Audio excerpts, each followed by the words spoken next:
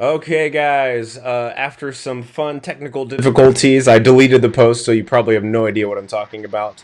But I've been trying to figure out how to work this thing for the last 30 minutes. Yahya, thank you for your patience, sir.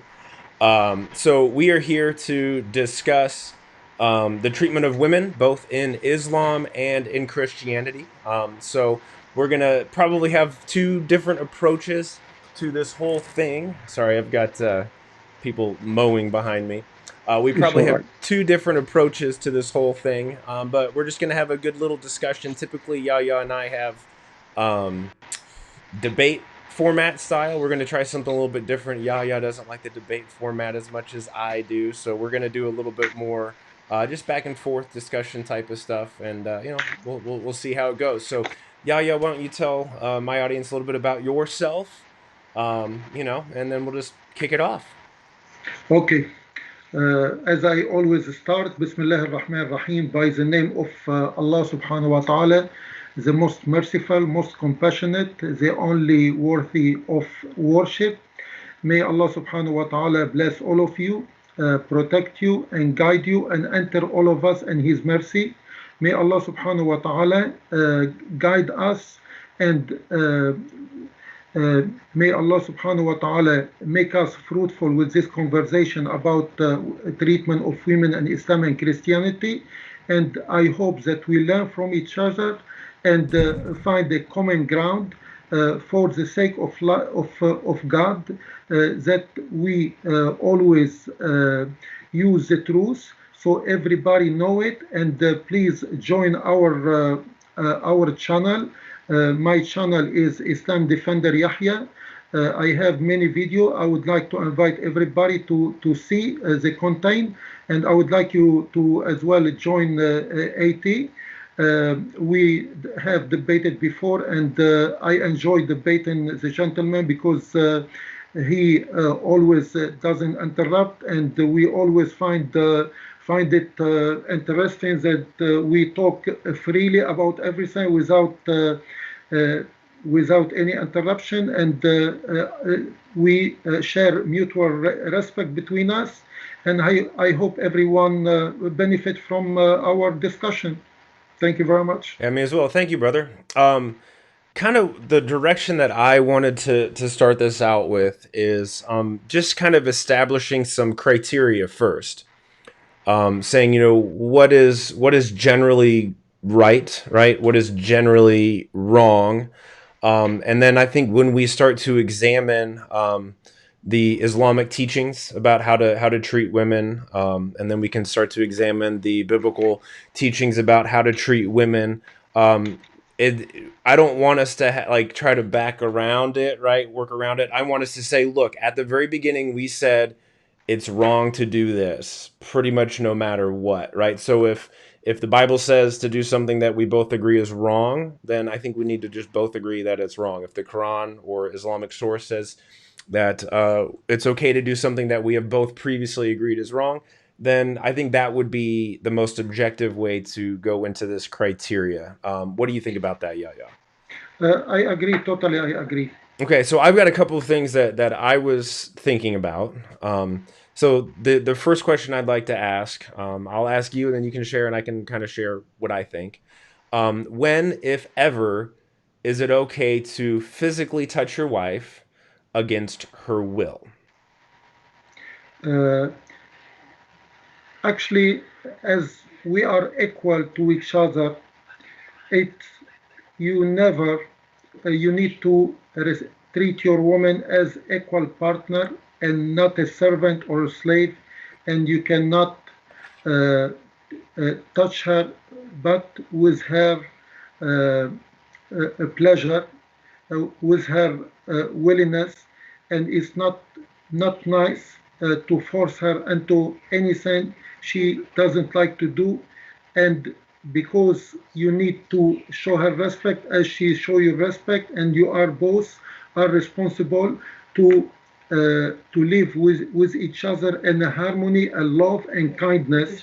And this is the way I understand Quran teach, Mhm. that when it says وَعَاشِرُهُمْ بِالْمَعْرُوفِ, that means treat them with kindness and love.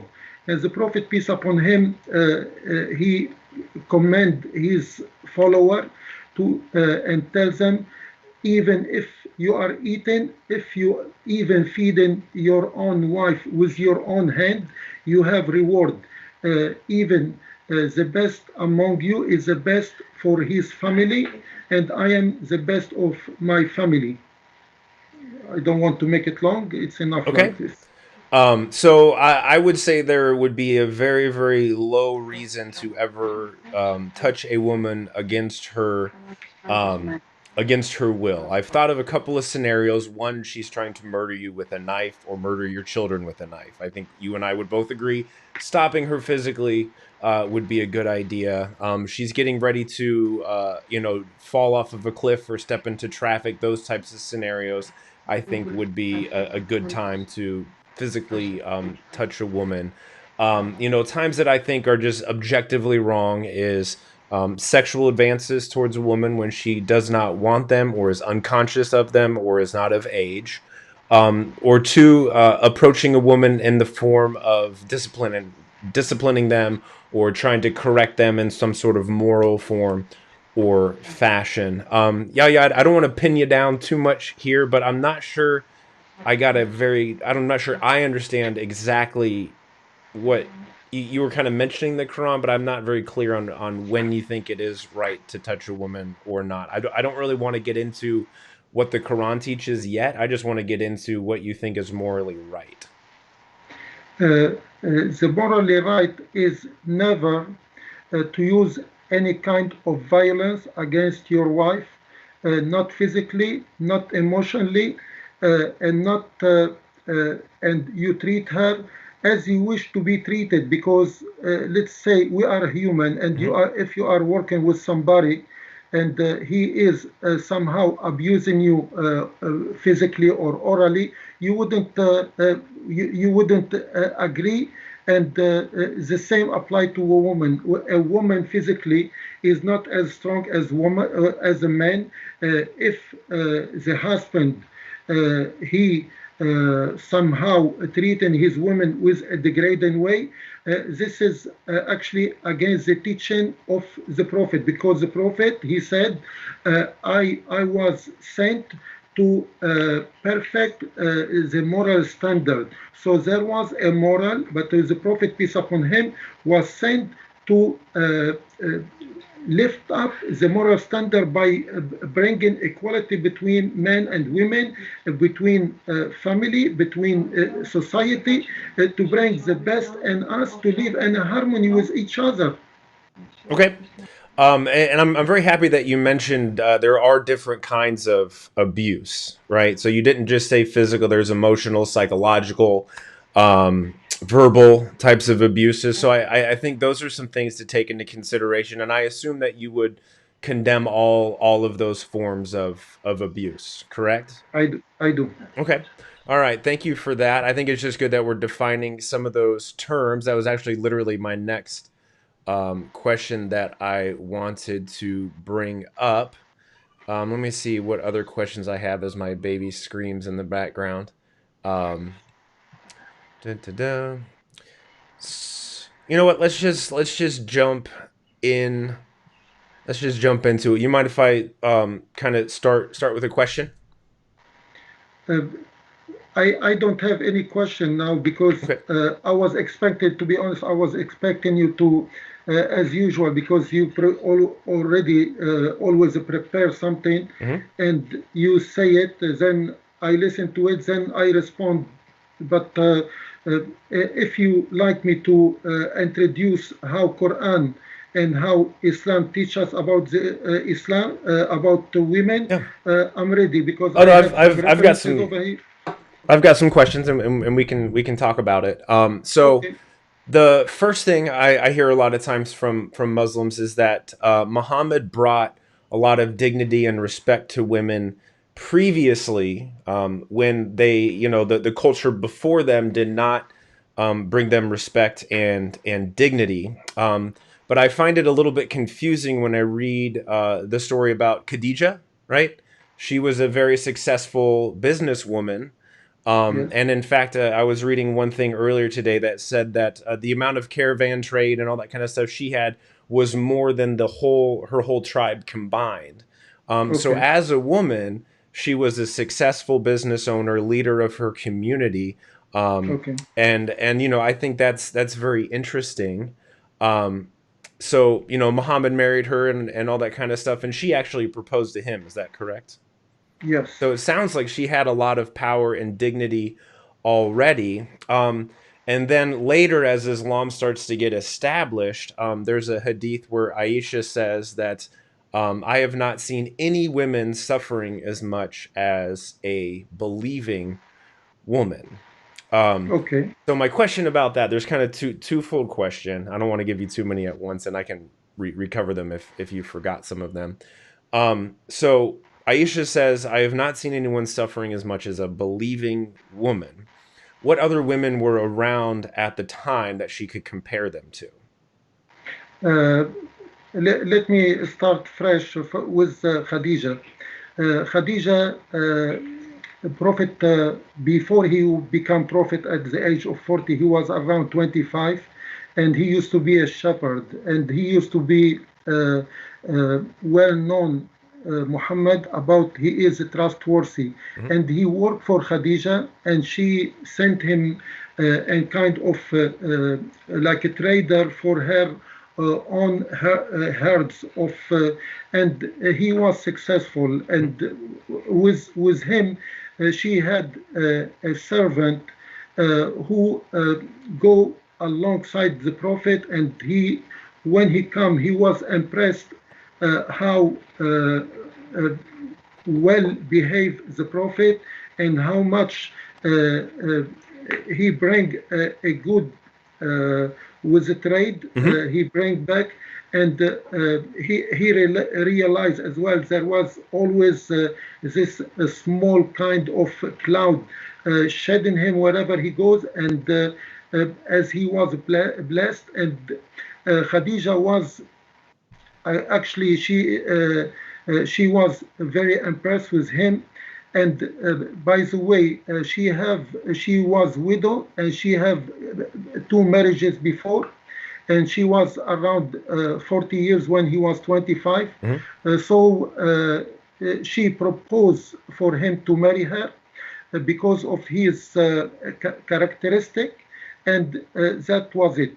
Regarding our mother Aisha radiallahu anha, when she narrated almost 2000, over 2,500 hadith, and she was saying that women, the believer women, they because Islam was established by Prophet Muhammad, and they were go into more struggle than the men, because the men sometimes they go and fight them, but the women they are left to look after sometimes when their husband die, they look after the children, they look after everyone, and they suffer. And Prophet Muhammad, even Aisha, she used to feel jealous, and she once she said like I am like she is better than Khadija, and the Prophet peace upon him wasn't pleased with her. He told her that Khadija, she believed in me when everyone will reject me. She support me with her words, with her emotion, with her everything, and that show how much loyal was the Prophet to his Khadija, his first wife, and beside she gave him most of his children. Except Maria Qibtiyya, which she gave him Ibrahim later on. So all his children, the Prophet peace upon him, were from Khadija, the mother of the believer. And Aisha radiallahu anha, she was the only virgin the Prophet peace upon him had married her. And during the life of Khadija, the Prophet peace upon him never ever married or betrayed or do anything to harm the feeling of Khadija. But even after her death, whenever he see any of her friend. He used to always be very kind with them and treat them, with honor. Okay, thank you for the speech, Yahya. I don't think that answered my question. So what I was showing you how Khadijah had a lot of freedom. She had power. She had leadership. And she Yes, even had the ability to ask Muhammad to marry her. Now it's great, I read the story about Muhammad. He was honorable, trustworthy. Went to Syria. She actually paid him double, and he made her double. Right. So yeah, that's a great part of the story. Does not answer the question about the treatment of women before Islam, and it does not answer the uh, question about how okay, Aisha said that she has not seen a woman suffering as much as the believing women. So I assume that Aisha had witnessed Christian women and their treatment and their suffering, Jewish women and their treatment and their suffering, and the various different pagan women and their treatment and their suffering. And I find it hard to understand how Aisha can say, "I've not seen one suffering as much as the believing woman," and at the same time say Islam brought more dignity to women. I don't see okay. how those two things jive. So I would like an answer to that particular question. In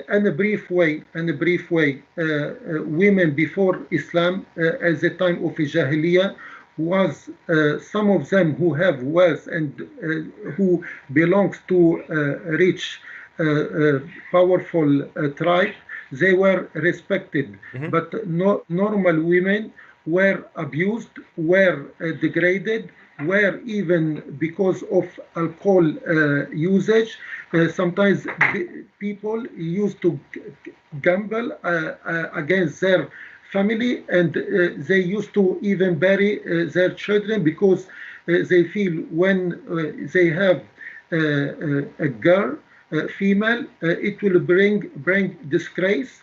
And it was an awful way. Women, they don't have the right of inheritance. They don't have the right of anything. And as you know, man usually he's the dominant along. So women was disregarded regarding everything. So the male was the dominant till Islam and Prophet came with the law of inheritance and law of equality between men and women, and this is the way I understand it. Okay. Well, thank you for that. I've got other questions for you, but if you would like to bring up Thank a you. topic briefly to keep it fair, I'd be happy to answer one of your questions. Uh, can you tell me how the same question you pose against me?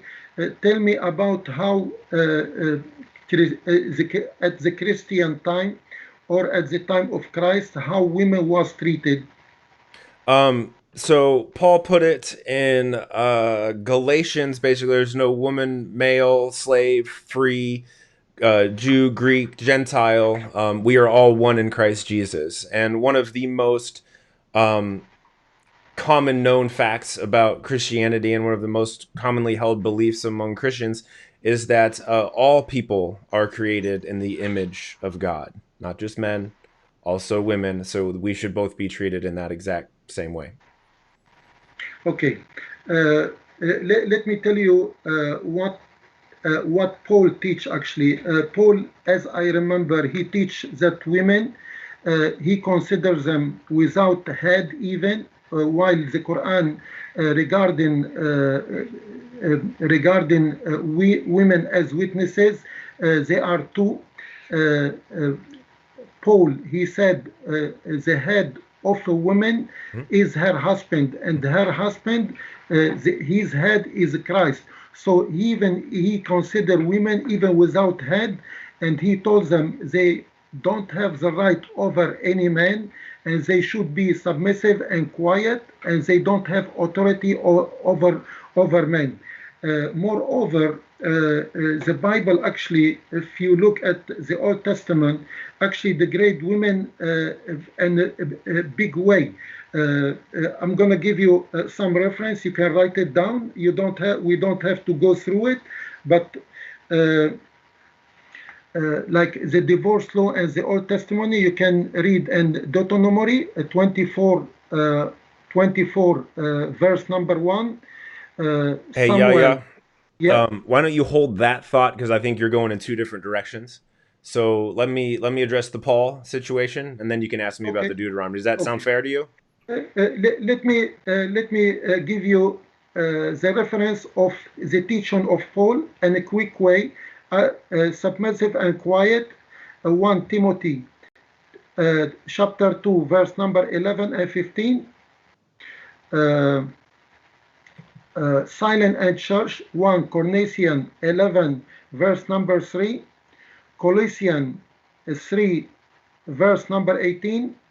You have Ephesians chapter 5, verse 22 and 22 till 24, and Numbers. I guess it's enough. This one. I have two Chronicles 15:3 as well, to put to death whoever anyway go against the Lord. Okay. I'm done. All right, thank you. So the Corinthians letters, as you're probably aware, Yahya, is the letters are written to specific churches at specific times, addressing specific issues. So when Paul's talking about women staying silent and things like that in the church, if Mm, you read in the context above that, he's talking about people who are filled with the Spirit and how the church has just gone into chaos and people are running around talking in tongues. No one's speaking in turns. It's complete and utter madness. So okay, Paul is addressing that particular issue. Um, okay. when we read the Bible, we want to pay attention to the overall holistic context and the overall teaching of what it is that Paul is saying. Would you agree that's fair criteria? Uh, okay, okay. Okay. I don't see only Paul regarding teaching regarding women is the whole issue, because as I mentioned Deuteronomy, I can mention as well. Well, let's finish up Paul first. So let's hit that, and then let's not jump all over the place. Fair enough. Okay.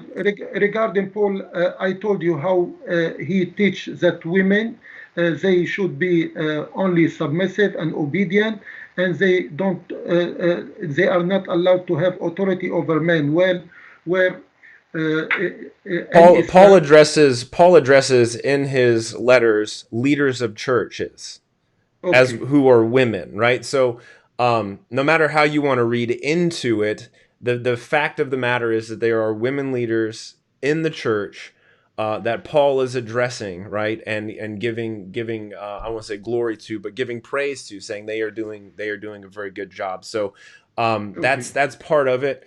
The other part of it is a woman being submissive, and that Christ that the man is the head of the woman, and the woman and the head of a man is Christ. You're yes. also taking that a little bit out of context because Paul also says that a man should serve the woman and that a man should be like Christ to his wife.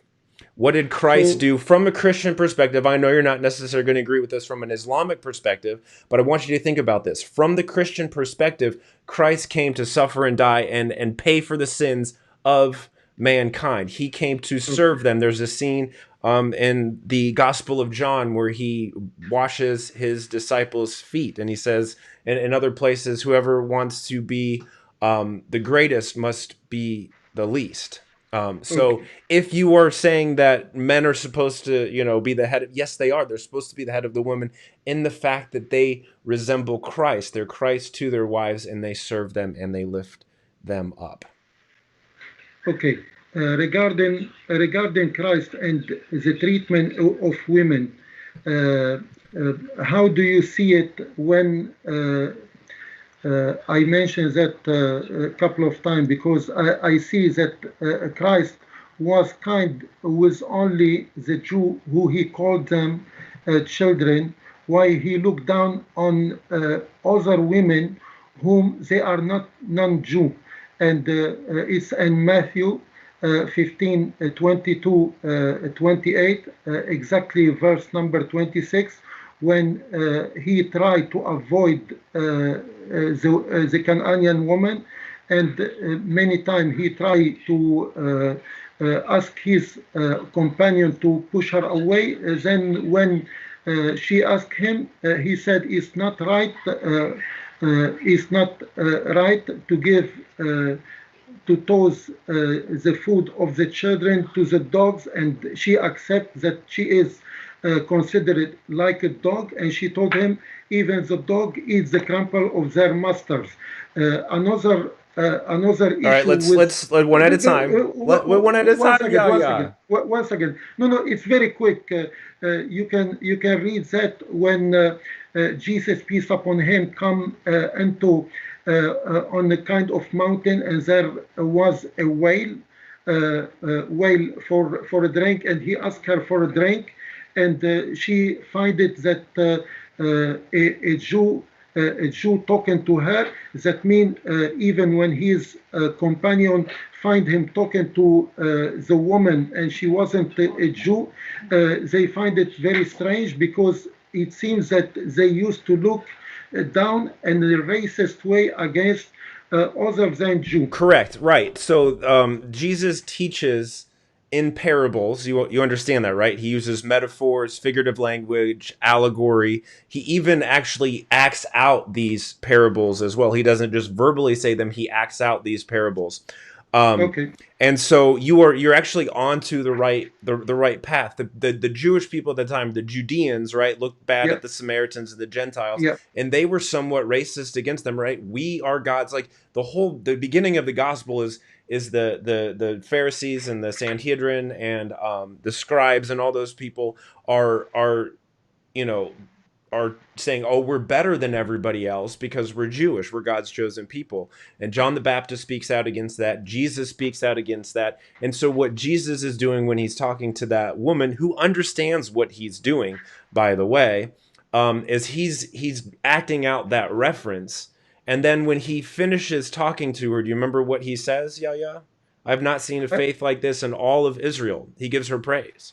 I, And she came to him, right, in worship and trusted him and in faith, and he healed her.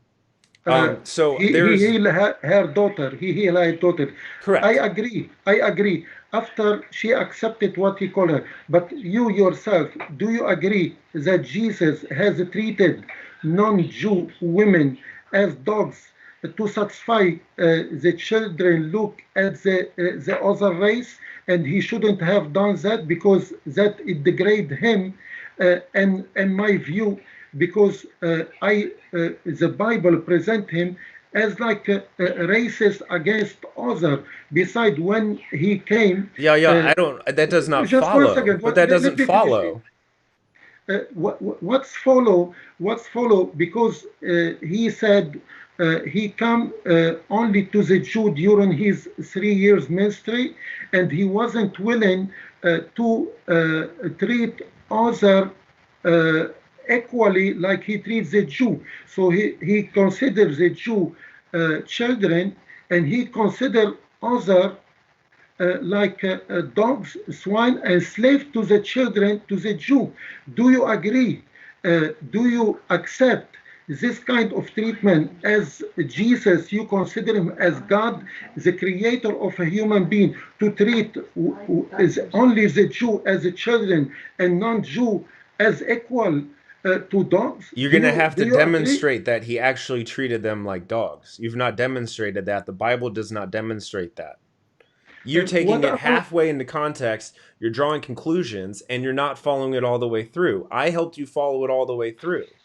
You can feel free to disagree with me about it, yeah, but it's been laid out there, it's been presented to you that he healed her, he explained it to her, she understood what he was saying, and he brought her dignity. I don't understand how I you draw that agree. conclusion.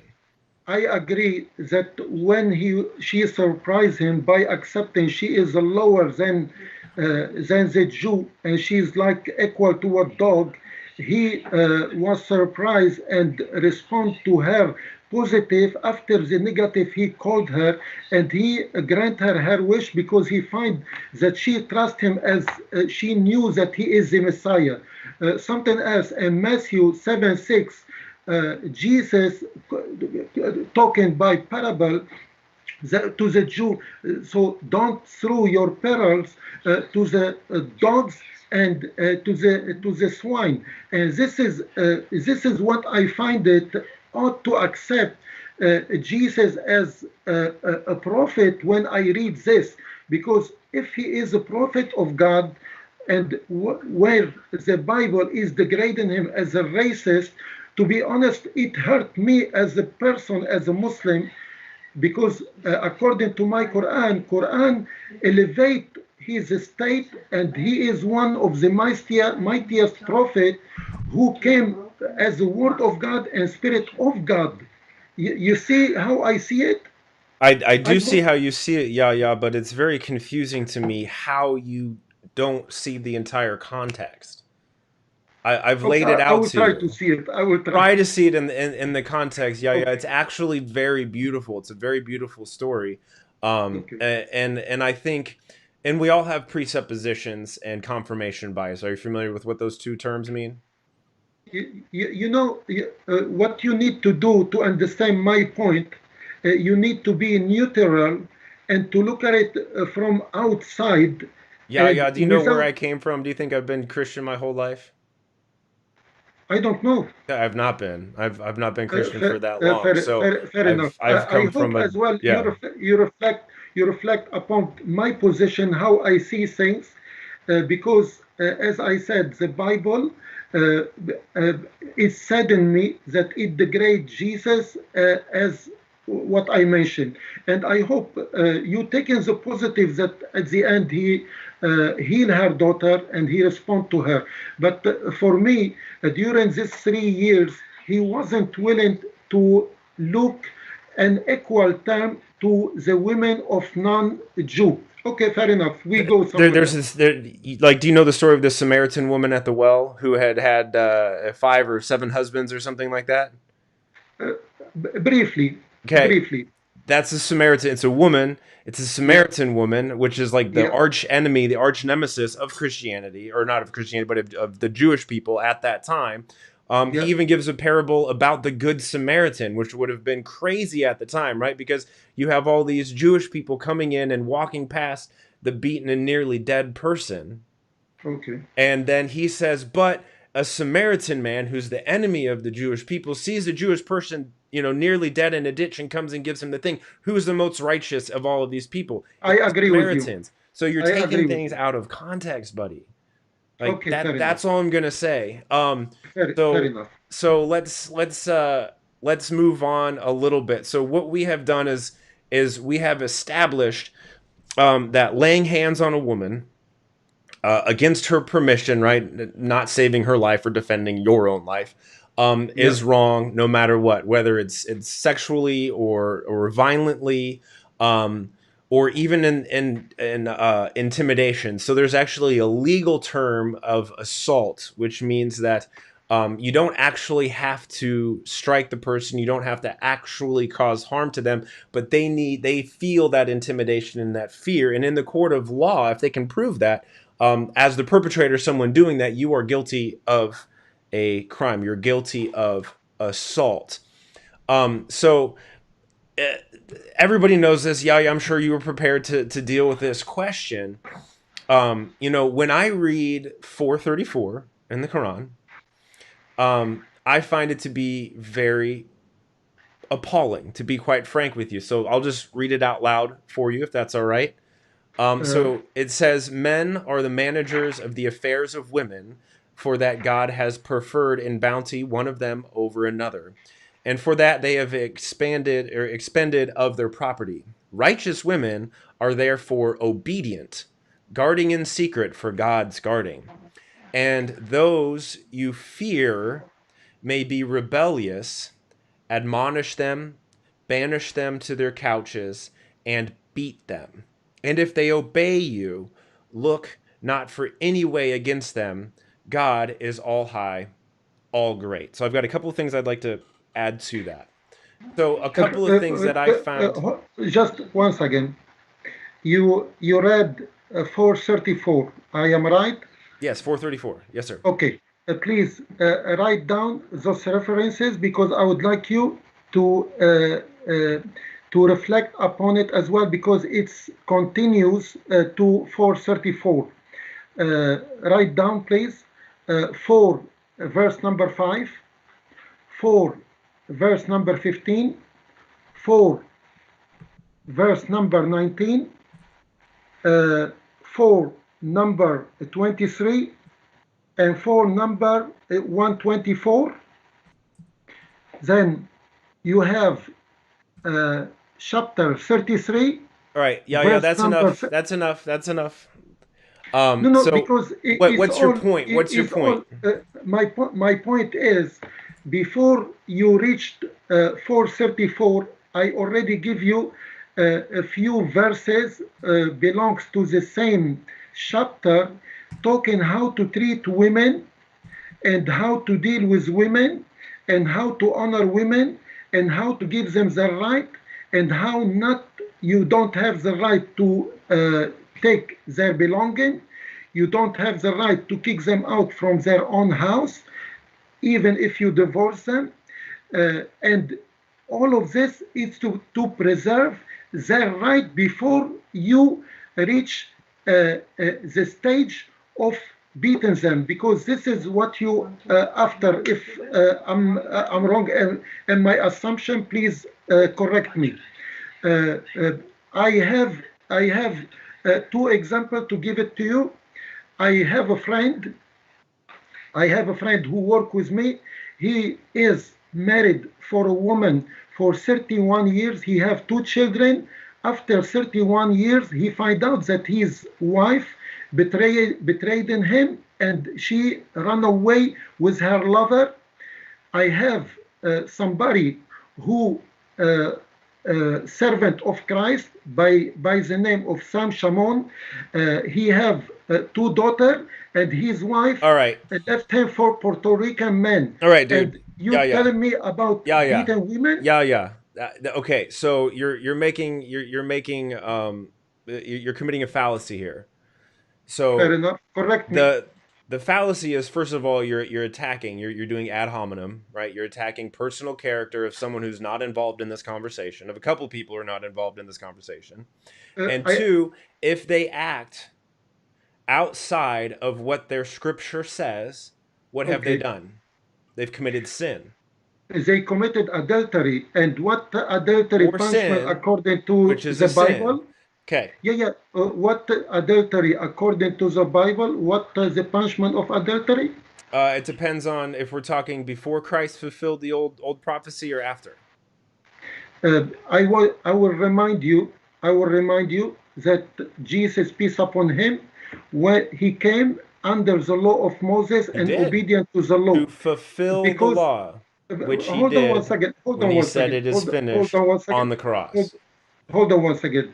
Let me remind you. Jesus said, "Do not think I come to abolish Abolish or the law, destroy, but to but I came fulfill." to fulfill.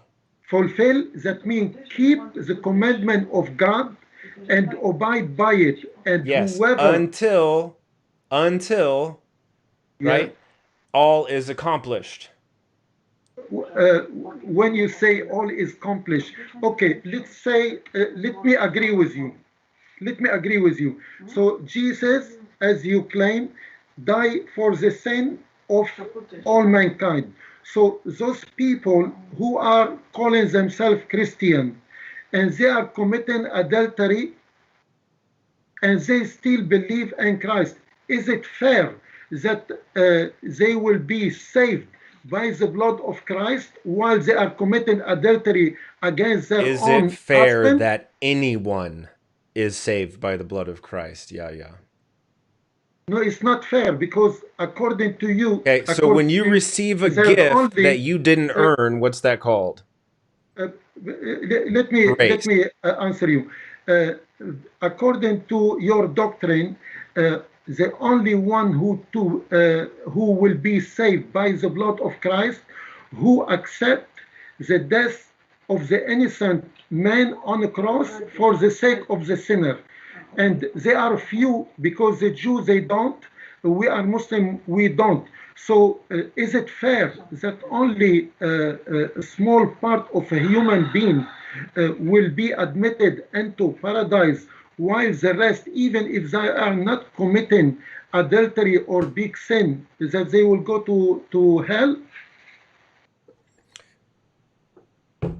So yeah. First of all, Yeah? we're off topic a little bit, a Okay, lot I'm of sorry. bit. I Okay. would love to debate you on this topic. You and I have had a personal conversation about justice and mercy and that whole We will thing. do it. We will do it. I think it would be a really cool and productive Okay. conversation, Okay. and you'll be Okay. Christian soon after that. Um, Okay. Let's come back to the topic. okay, so I don't even remember how we got to the fulfill aspect of it, but anyway, You mentioned chapter 4, verse number 34, and I give you some reference yep. in Yes, the you, same you asked chapter. it if the punishment for adultery, right, in the Old Testament before Jesus fulfilled the law. So just do me a favor, grant that argument because that's what Okay. Christians believe. That's what we Okay. believe. Okay. Um, and that so the punishment for adultery, what everyone deserves when they're committed adultery, is to be stoned to death. Okay. Right? That is what everyone deserves. That's the punishment that crime, right? The punishment should match the crime. That's what that crime ought to deserve. Okay. Fair enough? Fair enough. What my question was to you, if a Christian woman living with her husband, let's say for 31 years, then she committed adultery and she ran away from her husband, which he was treating her very well. What is her punishment after the fulfillment of the law? If she will be saved by the blood of Christ, or she will be punished and hell? This is my question. Right. So you're asking me, a mortal man, to be able to tell you what decision God would make, which I cannot do. Ah, But I will speculate. I will answer okay, your question through speculation. There's a couple of different ways that this can go. Okay. So one, many will come to me and say, Lord, Lord, did we not prophesy in your name, cast out demons in your name, blah, blah. And I will say, depart okay. from me, you workers of lawlessness, for I never knew you. Okay. A work of lawlessness. That Yes, means they are not abide by the law. they are not Which law he's abiding talking by the about? law. Correct. Yeah, yeah. You and I actually agree on this a little bit. We're going to disagree in the long run, but we're going to agree on this little part here. Um, so, what gets someone saved? Yes, the blood of Christ saves someone. Yes, true repentance also saves someone. When someone accepts Christ, the Holy Spirit lives within them.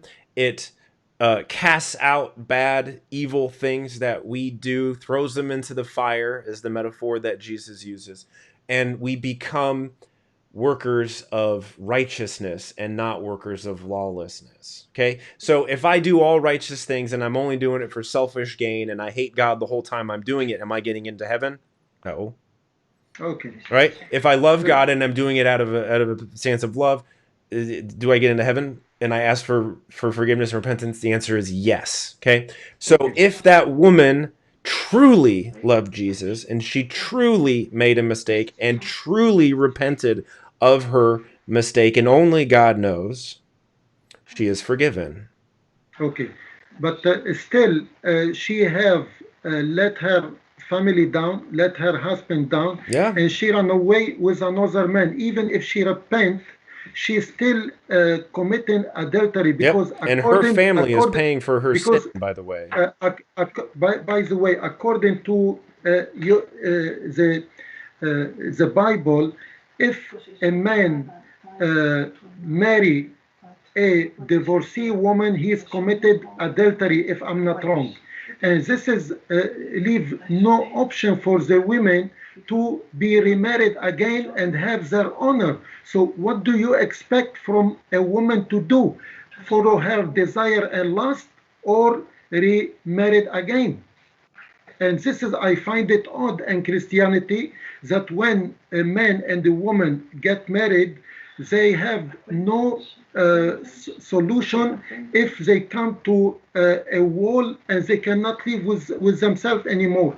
Do you understand what So marriage is a representation of, Yahya, in the marriage Christianity? is, yeah, yes, marriage is representation of a contract between a man and a woman in front of God, and it's till death.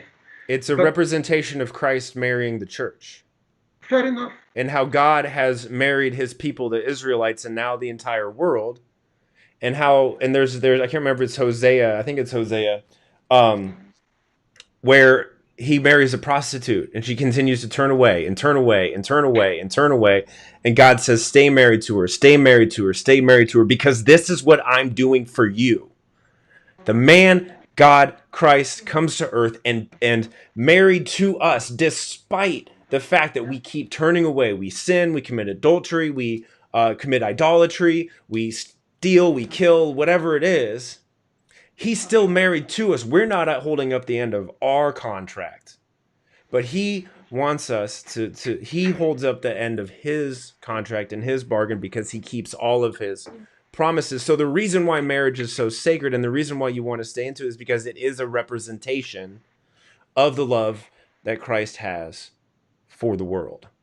Okay, okay. So one thing I wanted Uh, to get to, you've been coming at me lately, buddy. I gotta go. I gotta come back at I'm you. sorry. No, it's okay. It's okay. Come back and tell me, Um, what do you have? so Tell I me. wish I could figure out how to share a screen on here. I don't know if I can or can't. Let me try this really quick. Because Don't I spoil it. say what? Don't spoil it. Share it because I can see you on my screen. Oh, I know I'm beautiful too, yeah, yeah, but I'm gonna try to share the screen anyway. Okay. Uh, All right, let's see here. I'm gonna make this huge. Can you see this? Okay, yeah, yeah. You can't see it at all, can you? I can see only you, Only and me. All right, all right. it's enough for me to see you because I'm pleased to see you as well. I like you as a person. You are very gentleman, and I like to talk to you because I hope I hope one day in the future we meet face to face and we talk. Yeah, Anyway, that'd be cool. All right, uh, so I want to bring something up, right? So we've already okay, established hitting a woman is wrong. You know what? We never finished 434, so I'm going to get into that because I don't want to get around it. So, okay, so for chapter 4, verse 5, 15, 19, 23. I think those were the ones you gave before. Those all come before 434, right? So that means 434 is like the crescendo. It's the end. It's the collaboration of if your woman is good, you're good to them, blah blah blah blah blah. But here are the reasons why you should discipline your wife. So if you fear disobedience from your wife, admonish them. I take that as yell at them, right? Yell, you're doing the wrong thing, you're going to hell, whatever it is, right? You offer correction. You banish them to your couches. Okay? All of these things, by the way, are forms of abuse. Verbal abuse, banishing them is known as what's the word? I'm trying to think about the word for it. You're ignoring them. I literally wrote this word down. It's escaping me. Isolation. You're withholding. That's a form of abuse. Is withholding. Okay. And beat them. Okay. That's physical. Now I know you're gonna say the tafsir and blah blah. You hit them lightly with the toothbrush, but I'm gonna say, do they want you to? Are they inviting you to physically hit them in any way, harmful, gentle? That's assault. okay. Let me ask you something. Let me ask you something. Uh, what would you do if you realize that your wife, she is about to go in the wrong way, and you don't want her to spoil the marriage, and you want to preserve your children and your marriage and your whole life? Would you, by the way, when I mentioned Sam Shamoun himself, he the one who put a video and he explained how his wife left him and ran away with Puerto Rican man, and he have two children with her. What would you do in case you are servant of Christ, like Sam Shamoun doing, and suddenly you find your women are cheating on you? You stay with her, you correct her, or you let her to her own desire, what would you do? Uh, This is my question. are you suggesting that you hit her? Do you think that's a viable option, Yahya? Before hitting her, even if I accept hitting her, Do you be, believe that women are intelligent as men so that you can have a conversation with them and explain to them what they're doing and and ask them to stop? this is exactly what Quran talk about. Okay, You the Quran first, also you says that for women are half stop, intelligent stop, as stop. man, but Uh, let's uh, let's go on. let me give you what the Quran give as a procedure to deal with the woman who might be going away and going to destroy your marriage. First, you talk to her, you advise her, you stay away. Where does it say that, Please, please, Yahya? But I where will does give it you say that? I will give you the reference. I will give you the reference.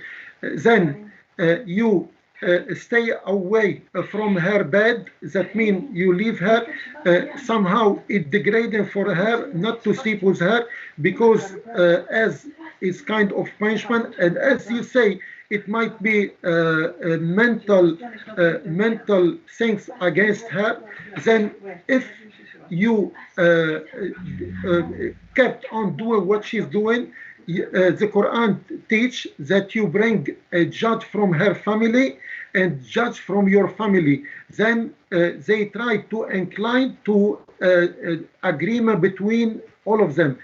And if she kept on doing what she's doing, as you mentioned, when you hit, if you hit the child 7 years old, like running into the street, and car are passing by, you hit him on the head. That means be careful what you're doing because you're going to be harmed. So the head of a woman is similar, and the Prophet he teach that you hit your woman as with the miswak, like hit her to. It's not going to break her hand, but to make her aware of what she's doing. Beside, the Prophet peace upon him teach that the Muslim at his time they used to abuse their women and hit them, and at night they sleep to them, and he told them how shameful of you treating your women like boxing bag, then you go and sleep with them at the end of the night, and this is not nice. And this is what I'm saying. I'm saying let's So just beat them, but follow don't the sleep with them logic. that night. Is that what you're saying? So I'm saying the Prophet he forbid people to do such evil, wicked abuse to women okay, and so what reject if let me violence. ask you And this, Yahya. this is what I'm trying to pass to you. And you have only beat them in the Quran, and you just pick up on it. Do you want me to give you? I Uh, asked you at the very beginning to define when I was it a I good already did. time to lay a hands on a woman against her will. I asked you at the beginning, and you essentially said never. And now you're Yeah. making excuses for why and how. Well, you can. It's a it's against their will. Okay. They're not they're not If the 7-year-old okay, children. Yeah, yeah. Please let me finish. They're not seven year okay, old children. There's a okay. difference between a woman and a Adult. Yes. 7-year-old child. Now, don't get me Okay. started on Aisha, but Okay. at the same time, there's another narration of Muhammad's farewell sermon where he says women treat women well like domesticated animals. So we're comparing them to children and domesticated animals. Uh, None of these uh, two things the, let me are correct you. good. And Let me correct you. please Let me correct correct me. you. The Prophet peace upon him never said to treat women as do domesticated animals, Not and according to Ibn Ashok. The Quran itself mentions that male and female are equal in the eye of God, and the Prophet peace upon him, as I mentioned before, Where does it say they're equal? You know the Aisha, his wife, she said he was like a Quran walking, and he never hit with his hand, nor servant, nor slave, nor a woman, nor a man, except when he is in the battle. In the battle, he used to defend and defend himself and attack. But please, uh, I ask you a question. Can you please respond to it?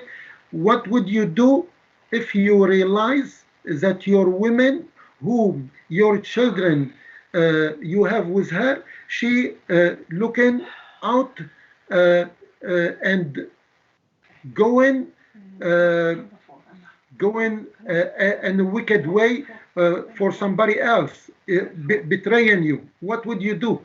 So you talk to her and you leave her for her desire. You don't talk to her and you be kind with her and treat her normally. She's a grown woman. Yeah. She's a child of God. Okay. I will communicate to her Okay. using my words and Okay. whatever amount of passion is required for it. I'm not going to be like, Okay. "Oh, I'm super happy that you're seeing someone else." Okay. It's going to be passionate. Um, but I would never ever strike her. And if I did, Yahya, I would be condemned before God because that is wrong of me. Okay. Fair enough.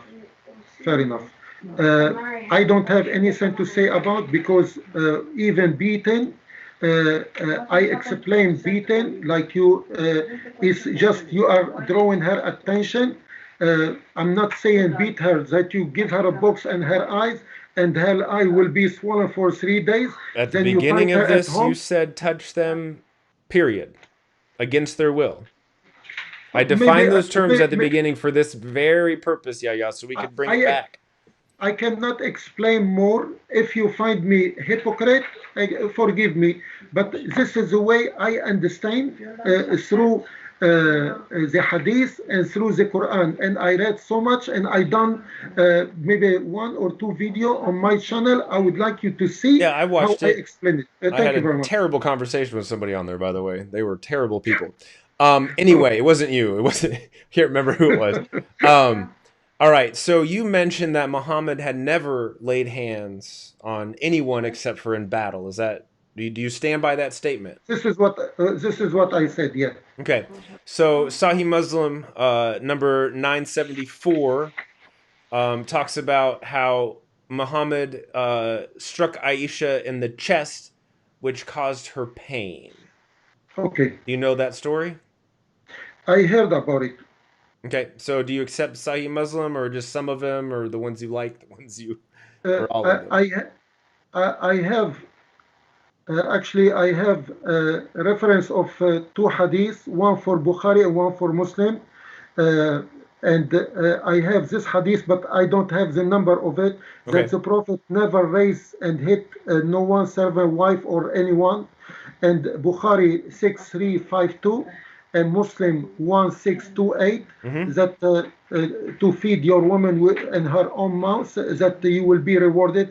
And the Prophet even said, even when you sleep with your woman, don't you just reach your climax and leave her like this.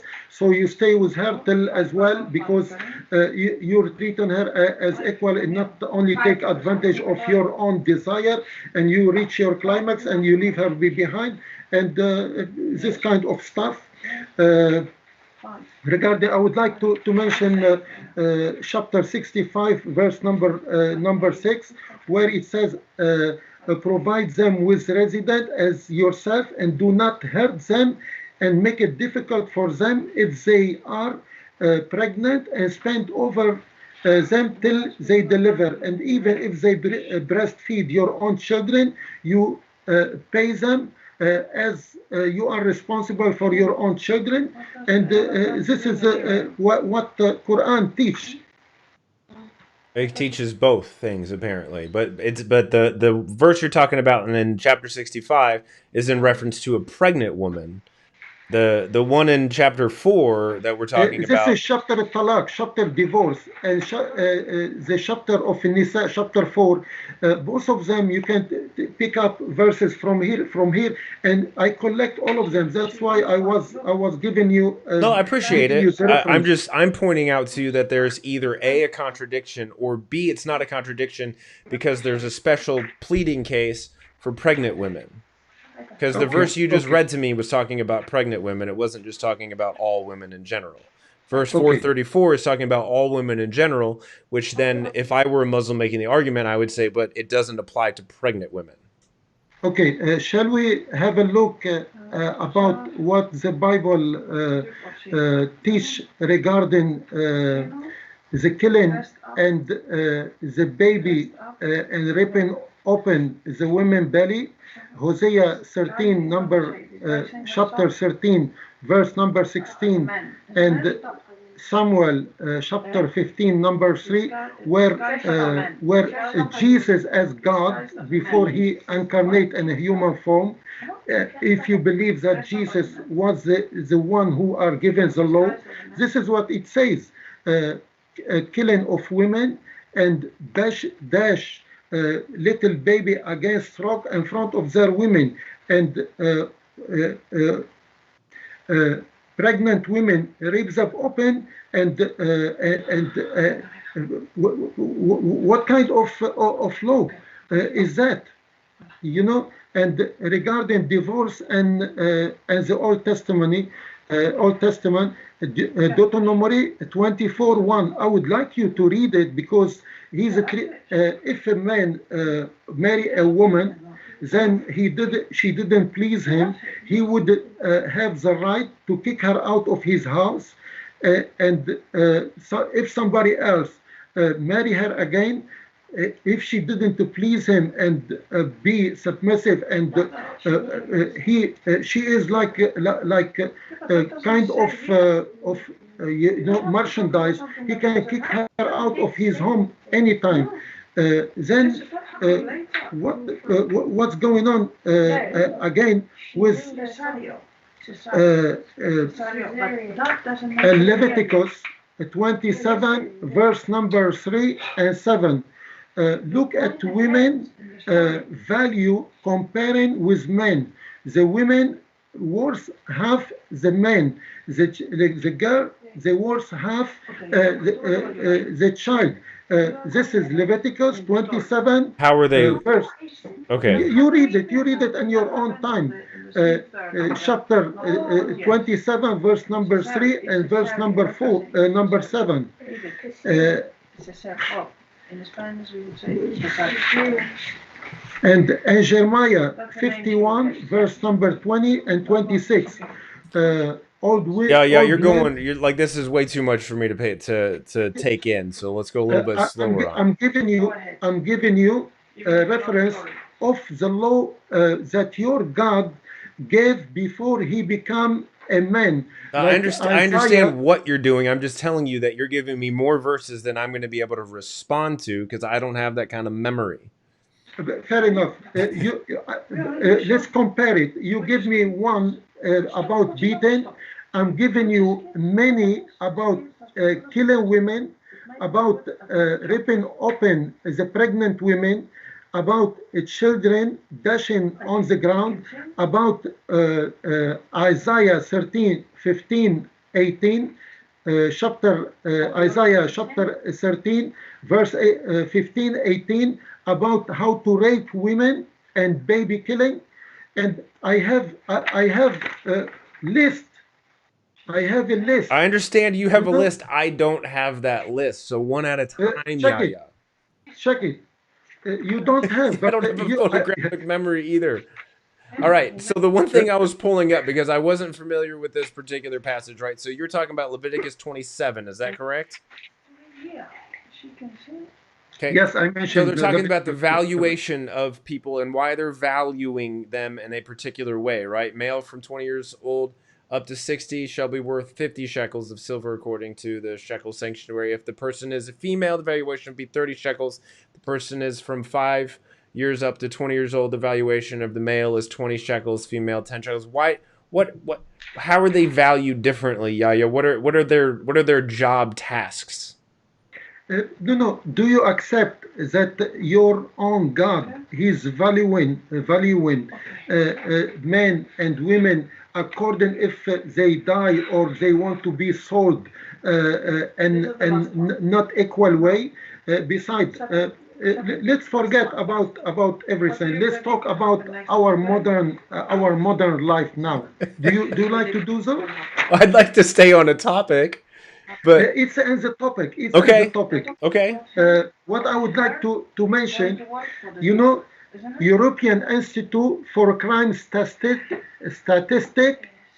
on Crime and Justice. Uh, they make a comparison between Muslim country and non-Muslim country. And what does it say? For example, regarding the murder rate in Saudi Arabia and USA. And Saudi Arabia is zero point 0.9, while it is 5 in USA. The crime level 23.4 in Arabia is 55.84 in United States. The violence in Saudi Arabia is How is this relevant to 1.04. women? Keep this relevant to women, please. Yeah, yeah. This is all. It's all regarding women. This is all Well, no, you're just violence. saying violence in general. Yeah, yeah. You're not saying anything else. You're just saying violence in general, crime in Yeah, general. What does but this have to do with women? yeah, That's my question. yeah.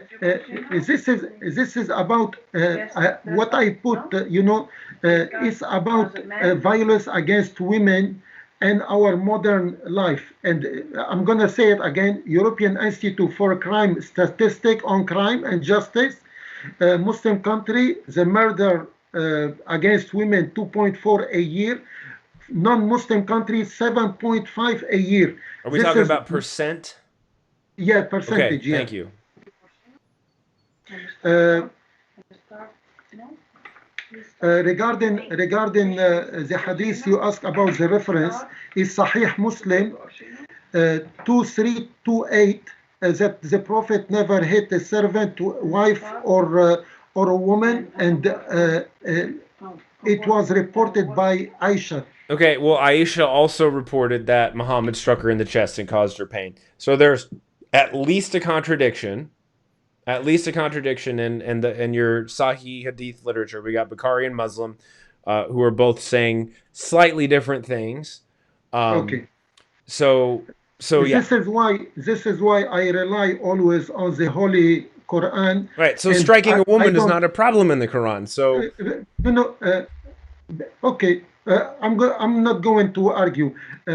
UNWomen.org, 736 million women, 1 in 3, they was murdered. This is UNWomen.org. one Uh, out of every three women are murdered. yeah, this is what it says. I 736 women, uh, 736 million women. That means 1 in 3 there's violent against them. Anyway, where is this? UNWomen.org. I know, You but they're can check talking it about a later on. country or something. Yeah. They're not talking about the U.S. I can assure you that I've got many sisters and none of them have been murdered. Like Okay. one out Fair of enough. three. I feel like maybe you're just misreading it, everybody. Maybe, but Um, anyway, anybody can check on right. So the what internet does and what does see. that have to do with Islam? What You does know that have what? to do with Muslims? And I've got Look, some statistics I can share yeah, too. But very go good. ahead. In Muslim, where Sharia law is applied, the rate of crime, they are much less than other country where people's law are on. For example, uh, very sorry. Uh, we can see the rate of violent crime uh, uh, and where Against Sharia women? law against women and against other, Okay. they are much less than other. For example, let's say I live in London. Here, for example, there's no Sharia law. The law of United Kingdom. There's a lot of young young people. They are stabbing each other, and there's over 500 between 14 years old and 18 years old being murdered by stabbing. This you don't find it in Saudi because if somebody kills somebody else, they will bring him uh, and they will execute him in front of everyone. And because uh, uh, it's like in the Old Testament, tooth for a tooth, eye for the eye, life for a life. And this is law of God. It's not law of man. And I don't, you know, maybe we find it harsh that the law of God harsh, but it prevent a lot of lose of life on earth. And you know what's going on around globally. Women are treated as sexual object for advert or for anything, and women are really abused somehow by uh, uh, becoming they have to work, they have to look after their children, they have to look after their husband, they have to cook, they have to clean, and there's no equality even in our modern life. While the women, they should be, in my opinion, looking after the family, looking after the house, and the man, he should be the breadwinner and looking after his wife and the children and family and provide them with the best he can. Up to you. Okay. Yeah, buddy, we got to get better at staying focused. You went here, there, up, over, left, I'm right. sorry. It's I'm okay. sorry. We just got to get better at it. We just got to get better at it. Okay. All I right. So, can I address something? Yeah, please. All right. So, statistics, I think, are important to be paying attention to. Um, and right now, the topic, right, it needs to be relevant to the topic, right? So, we're talking about Christianity and Islam, and we're talking Okay. about the treatment of women. Those are Okay. those are the topics. Okay. Um, Rape, I think, would be a topic that would have Okay. been interesting. Violent, like domestic abuse towards women, that would have been a relevant statistic Okay. for us to pay attention to. I think just general violent crime, like I don't know how that applies necessarily. In a roundabout way, if it's related to women, it could apply, right? But then at the same time, most Western nations are, yes, founded on Christian values, but Okay. they don't maintain the Okay. Christian values. Does that make sense? It makes Whereas sense. Yeah. whereas I would go so far as to say, and this is just my opinion, and if you hold a different opinion, I won't argue with you about it. I would say a Muslim majority country, their laws are very much still founded in Islam. Would you agree with that? I agree. Okay, so the Western world is moving away from a lot of the Christian moral values. The Okay. Muslim world, I think, is still slightly moving away, but mostly staying conservative towards the Muslim world Which values. one you prefer? Which one you prefer? I prefer freedom. Yeah, can you explain to me what kind of freedom you would accept from a woman? I don't understand what you What, mean. what I'm saying is, as you said, Muslim country, they still conservative and still abide by the law of God, and they are still obedient and submissive Hmm. to their husband and to their God, which I guess the Bible teaches the same. But as you mentioned, that in Christian world, the Christian actually they are becoming loose of attachment with the law of God and become more free. And Correct. this is, do you think this is good that women become free to do whatever they like and anybody can take advantage of them by using them for advert, by using them for porn industry, by using them as a sex slave, and which is I find odd, you know. Yes. I those things happen in Pakistan. I know for sure. Yeah, yeah. The rest of the countries I'm not aware of. What I believe about freedom, about having the right to choose that, is that it exposes the true heart of the person. Okay, I could put a lady in a cage, right? yeah, Prevent her from doing all of her heart's desires, but Christ says that we are judged not just in deeds but also in what we desire to do. okay, Right? If you look at a okay, woman with lust in your heart, you've already committed adultery. So I believe that you should allow people to express themselves in the way that they want to, so far as it doesn't cause personal harm to others. okay, Um, and I believe that if you preach to them the gospel and you teach them about how to love God and how God loves them, that gives them the opportunity to choose God and doesn't okay. confine them in a corner to where they have to. Okay. What you are implying to that women, because of Islamic tradition and law, they are more confined and put in the corner, as you put it, a cage, as you are saying that is like domestic violence against them, while That's not violence, that's oppression. yeah, but the way you put it, that in the Western world, the women, you need to teach them about Christ, and you teach them about Christianity, and love. They will be submissive and obedient to the law.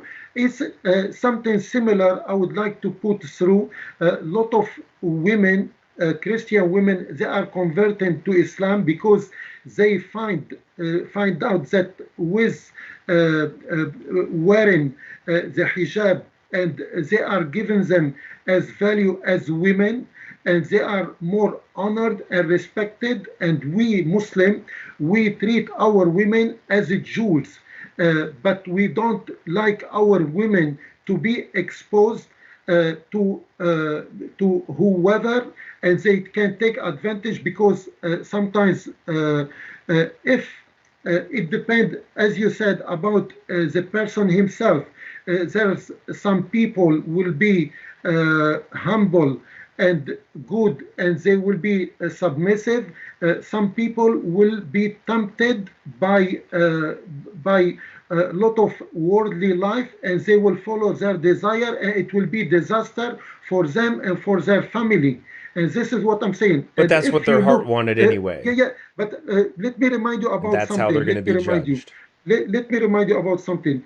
If you look at the society of Muslim, which they don't have boyfriend and girlfriend and something like this, and the women, the girl, when they reach maybe 16, 17, 18, they get married and they have children, and they will be confined for their own family, while in the Western life, the woman from when she turned almost 10, she start to date, and she start to be have a boyfriend till she become till 30 years. She will have 26 boyfriend. She sleep with everyone according to her desire. She can go as soon as she is 18. She can go out free from her own house, and she can live with her boyfriend with her. And this is not the way even the Bible teach, because the Bible doesn't allow adultery. Even Jesus, when the woman being caught in adultery, he said, whoever doesn't have sin, let him pick up the first stone. And he teach her to sin no more, and he teach the rest not to sin. But that means he open a new page in her life and teach other to obey by God's law. But it doesn't mean freedom. There should be boundary for freedom for men and women alike, because it doesn't mean that women should respect the law of God and abide, while the man can go out and he can have secret lover, and all of this. So Okay, I you get see your the point. equality. I get your point. I get your point. Okay, I agree with you that dating aspect of stuff. I'm not as probably conservative necessarily as you. I look at successful marriages of people I know they actually got married younger and they stay together as opposed to people who get married later in life and they have a harder time staying together because they've had multiple partners. Okay. yeah, There's nowhere in the Bible that it says that you should date and you should date multiple partners and you should have multiple sexual partners and that you should be like you're making a comparison that I don't think is relevant necessarily to the topic of our conversation. One thing I have to say this, I've been trying to say this for like 30 minutes. So we're talking about statistics and how they're relevant to this discussion, right? okay, In the WEF Global Gender Gap Index of 2015, it lists the top 15 worst countries for women. Okay. okay, Yemen, number one, Pakistan, Syria, Chad, Iran, Jordan, Morocco, Lebanon, Egypt, Mali, Oman, Saudi Arabia, Ivory Coast, Martwania, sorry if I mispronounced that, in Guinea. Um, Languages are different. Government is different. Region is different. The one common thing about the majority is, what do you think? what I think, there's a lot of aspect help and this degradation of women in this country you have mentioned. One, ignorance. Second, tradition. Third, culture. Fourth, poverty. And colonize most of this country were colonized by Western, and when they have their independence, uh, people who are ruling this country due to uh, uh, self uh, greed and of power, they are looking after themselves and the people are suffering. And by the way, there's a lot of those countries you mentioned is Islamic country, most of them, even they are not abiding by the teaching of Islam, and they have ill knowledge about uh, uh, what Islam teach regarding women. And I agree with you, and it saddened me that those figures and what's happening in Yemen. In Yemen, we know that UN, whenever people are getting killed, and there's maybe million of children are dying of hunger, UN and the rest of the Western wealthy world, they are not, they are only condemned, and they don't do anything to help. While the Western country, this is politics now, the Western country, they see in each country where they have strategic interest, they put their hand on and leave the people to fight between themselves, feeding a group against another group, and this is we end up with corruption all around the world. And as you can see, when Iraq, when after the invasion of United States against Iraq, United States, they put their hand on the oil industry and they demolish all other, while people get killed, people become refugee, and this is it's like there is a plan for those countries never to recover from the poverty, from the ignorance, from the tradition, from the culture. And I am against that. Okay, so let's thank you for sharing that. Yeah, I'm glad to hear that you are against that. Let's do with it's already been almost an hour and a half. Let's just do a 5 minute kind of closing per person. Does that sound cool? Okay. Would you like to go first or last? I go last You go because last. I just shut my You mouth. go grab a drink of water, will you? All right, so I've got my timer. We got 5 minutes on the timer. I'm going to start it. Hopefully, I can get done a little bit early. So, first of all, Yahya, thanks for joining us, man. Thanks for having this conversation. I'm not sure we got a whole lot accomplished, but we did at least bring up some ideas that I think are worth exploring a little bit more. At the very beginning, I wanted to talk about and I wanted to establish what was right, what was wrong, and then we could talk about whether or not the Bible offends against this or the Quran offends against this, and then yeah, we could both walk away as Buddhists or atheists or whatever, right? If we both decide it's wrong that we do this, and if our religion teaches us to do this, if we're honest people and we're honest to ourselves, we will walk away from whatever it is that it teaches, right? So you have I truly believe that you have a good heart and you follow what you believe is right, and I really think you have on blinders. I think you see the good sounding things that are in Islam, and then when there's the bad thing, you're kind of like it's off here in the periphery, and then and it's just confirmation bias. I have it as well. We have to recognize our own confirmation bias and work to overcome those biases, right? But I think you just have a tendency of looking away from it. People from the outside were not emotionally attached to Islam. We're not emotionally attached. We didn't grow up in that religion. We didn't take our shahada, right? So we just look at it from a more objective standpoint. So when we read 434 and it says, if you fear disobedience, admonish them, banish them to the couch, and beat them. Right? We go, that's not right. That's abuse on every single level, and the fact that it's fear disobedience, and that's not even that they have actually been disobedient. It's a paranoia. So I know some men who become very, very paranoid of their woman and think, oh, their woman's stepping out on them, cheating on them, all those types of things.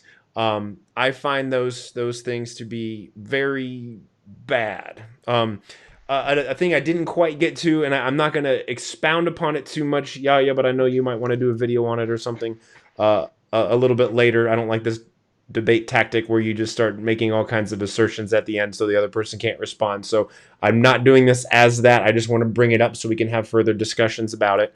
Um, Quran 4:23 and 24, right, goes into adultery, right? This is adultery, that's adultery, this is legal sex, this is illegal sex, blah, blah, blah, blah, blah, right? And then we get to a point where it says, all adultery is illegal except for women who are married that your right hand possesses, right? And we understand that phrase to mean they're your slave or servant or something like that, meaning they can be married and you can still have sex with them. Um, whether or not they want to, I don't see anywhere in here says that they want to or not. Another thing that I wanted to discuss today was women and their intelligence. Okay, so it talks about in the Quran, I think 228, that to call a witness, right? Two witnesses of men, right, and then a woman is equal to half that of a man. So a woman is half that of a man, and then we go to the corresponding hadith, and it's a story about Muhammad passing by a woman, says, "Give alms, blah blah blah." Did you know the majority of hell is filled with you, women? Okay, and they were like, "Why?" That's a good question, right? And then he says, "Because you curse frequently, you're ungrateful to your husbands, and I have not seen anyone more deficient in intelligence and religion than you." By the way, this is Sahih Bukhari Hadith number 304. The women kind of object to it. They're like, "What is deficient in intelligence, religion?" He says, "Is it not evidence that two women equal to one witness as a man?"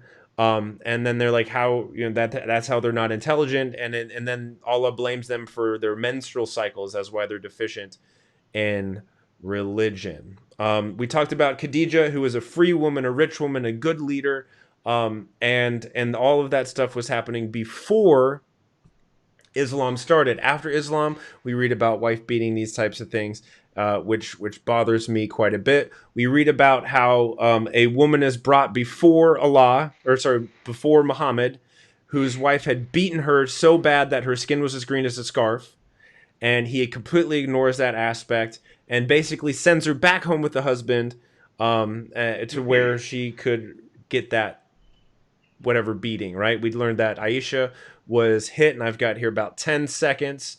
And then we can talk about why men can marry up to four women, but a woman can only marry one man. It just seems like a little bit of a dichotomy. So here's my beautiful song. I will leave it at that. So don't feel like you have to answer all of those things. Yeah, yeah. Just wanted to I'm not bring them going up. to answer all of that, but I wish you have mentioned some of this point I was before. trying to. You kept talking, dude. Sorry, I'm sorry. Maybe we do another one another time. Regarding the Quran contain 6,236 verses, and the whole Quran you will find only beaten women and the chapter you mentioned 434.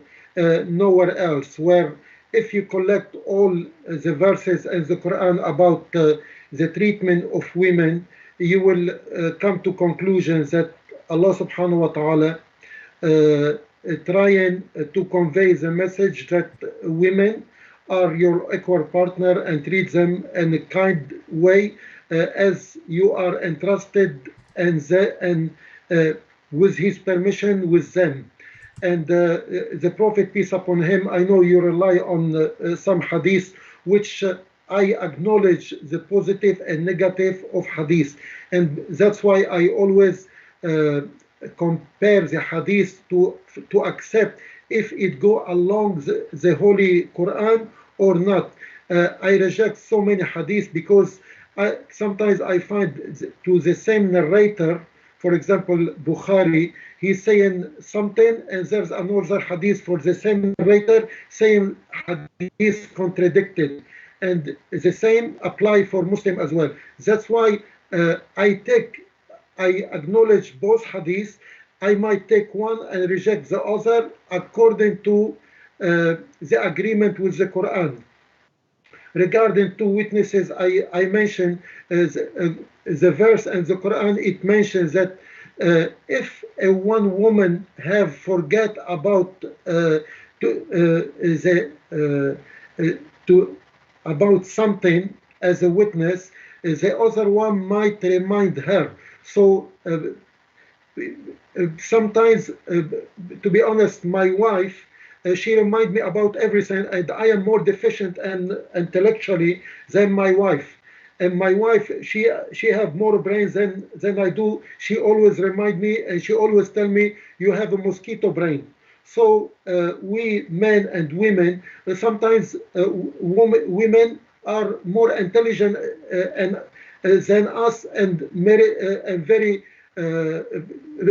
lot of subject. Maybe we are not aware because we are male, but they think about the small and the big. And this is, I disagree that women are deficient, but the deficiency here talking by about the prophet that when they have their period for let's say 1 week, they are restricted to perform that salat and their prayer, and from this kind they are not like a man, because a man, he doesn't have a period, he doesn't have anything. If even he have let's say intercourse, he go and wash himself and he is ready to pray anytime. But women cannot be ready to pray anytime because of the stream of blood. Uh, Majority and women and hell, uh, we need to see why he's saying that, because uh, to be honest, I don't know how to explain it. Maybe, as you said, I might be able to do video about it, but uh, I just want to remind you, like when I look into women and the Bible and the Old Testament, I have lot of references which degrade women than men. Even Jesus, his apostle were uh, was 12 men. Even when the only woman, Maria Magdalena, when she came to seek him after the resurrection, and she tried to touch him, he shouted at her, "Don't touch me! I didn't ascend to my father and your father."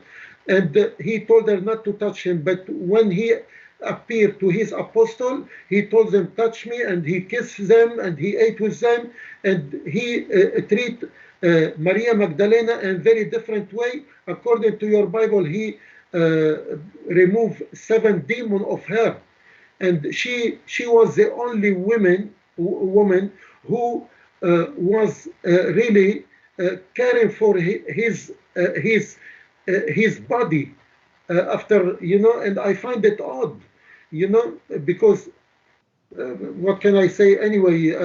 I would like to finish with I would invite everyone to read the Quran, to reflect about the Quran, to read the Bible, and to reflect about the Bible, compare with the two teaching, and seek the truth by seeking God guidance, and be humble servant. And I invite everyone to humble themselves to God, to seek the truth. And thank you very much for your time.